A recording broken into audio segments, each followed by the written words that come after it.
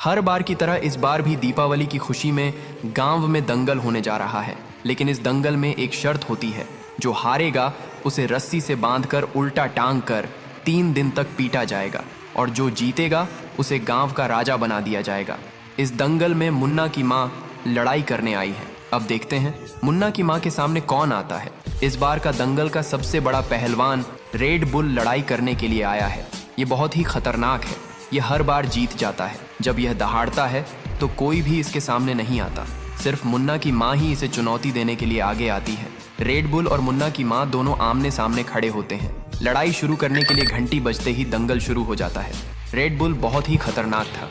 उसने मुन्ना की माँ को ऐसे उठाकर पटका कि वहीं पर उनकी मृत्यु हो गई। लेकिन छत पर से मुन्ना दंगल देख रहा था। अपनी माँ को मृत्यु और घायल होते देखकर उसने छत से छलांग लगाई और अपनी माँ के पास आकर कसम खाई, माँ मैं तुम्हारा बदला जरूर लूंगा रेड बुल से।